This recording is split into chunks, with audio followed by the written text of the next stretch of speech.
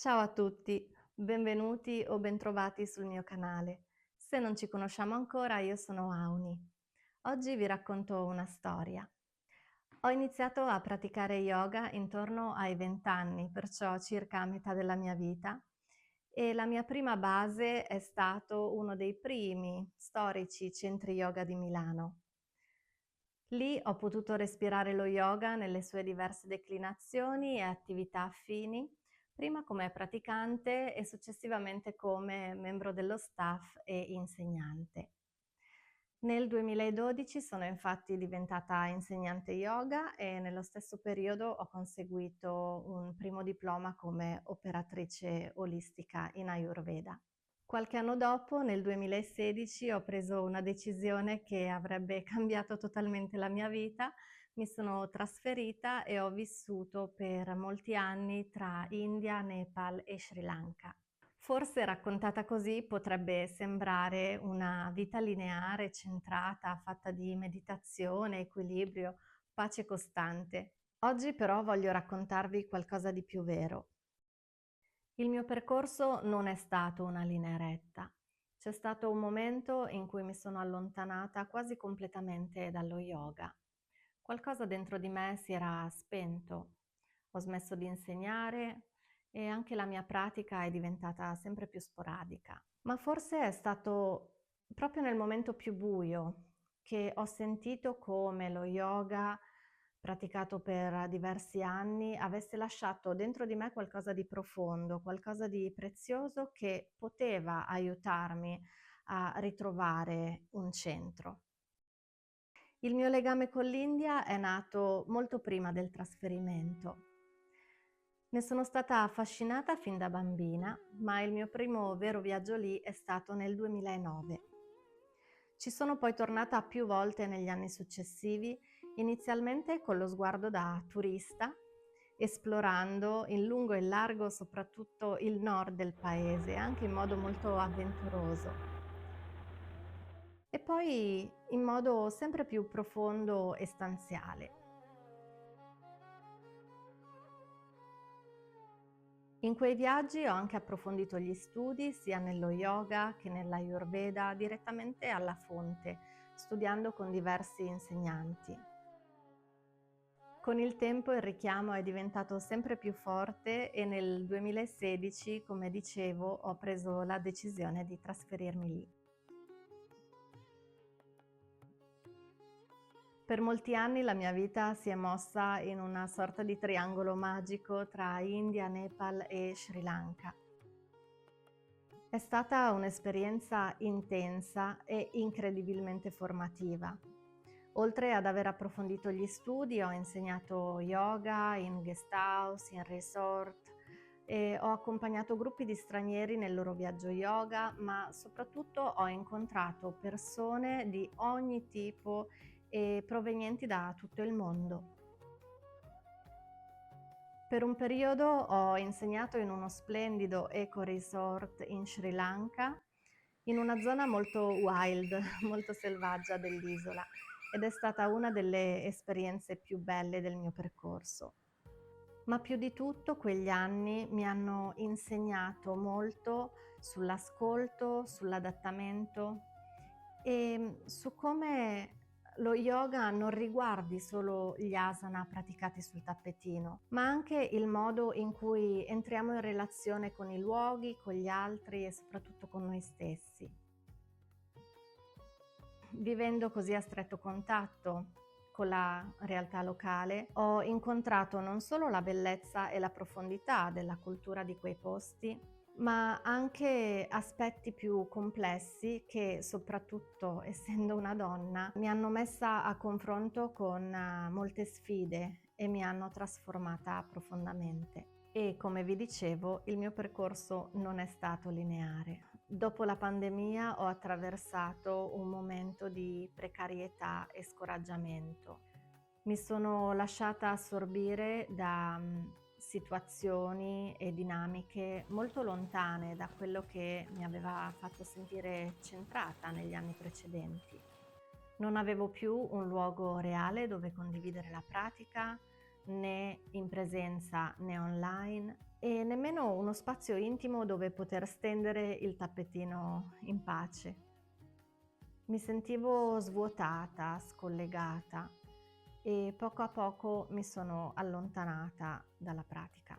Nel mio digiuno dallo yoga ho riscoperto il mio lato creativo. Ho imparato tecniche di oreficeria, ho lavorato con tessuti e dare vita a produzioni artigianali è diventato un modo per connettermi a me stessa.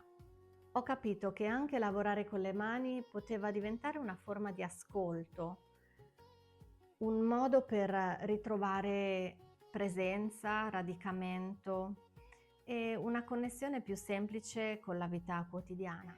Il vero spartiacque è arrivato l'anno scorso, quando in modo improvviso e forzato si è chiuso questo capitolo di quasi 10 anni di vita all'estero.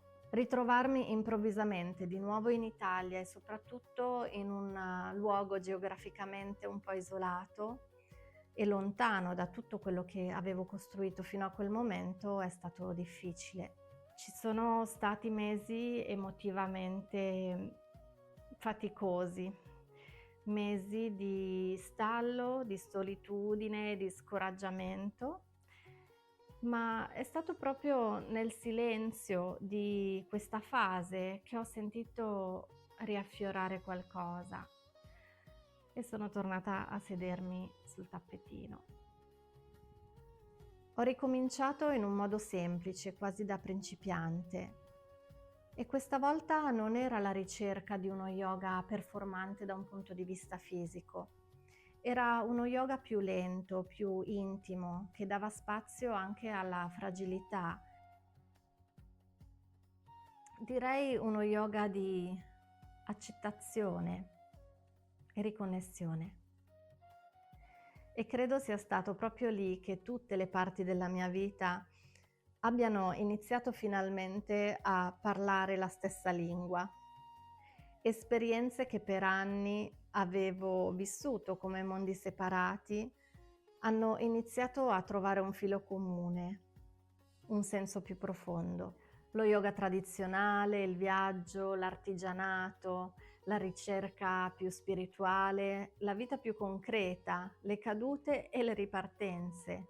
Tutto ha come iniziato ad integrarsi.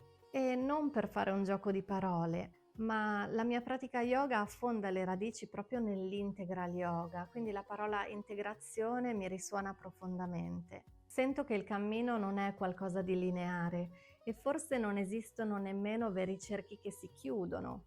È piuttosto come nel simbolo dell'infinito, un continuo ritorno verso il proprio centro ma con una consapevolezza diversa. Credo che in fondo crescere significhi anche questo, accogliere e integrare tutte le parti della nostra esperienza, anche quelle che ci sembrano lontane e scollegate tra loro. Da questa visione più integrata ho ritrovato anche la necessità di trasmettere quello che ho imparato negli anni ed è nato questo canale YouTube.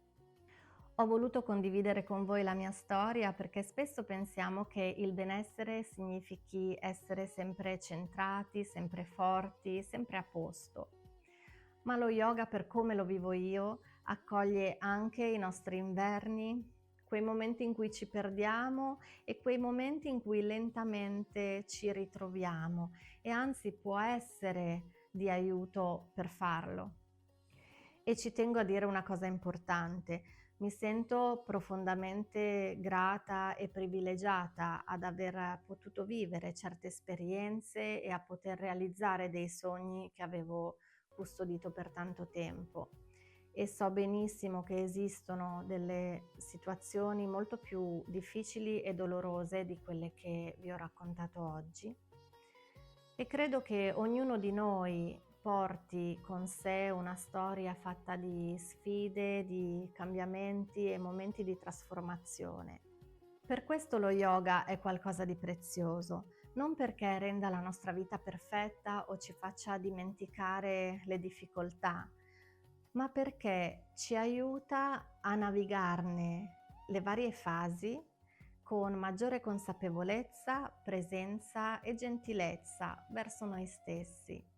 E spesso quando cambia il rapporto con noi stessi, cambia lentamente anche quello che abbiamo con gli altri e con quello che la vita ci mette davanti.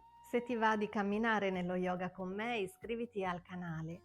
Qui condivido sia pratiche adatte a chi parte dalle basi o a chi riparte, sia lezioni multilivello da esplorare con libertà e ascolto.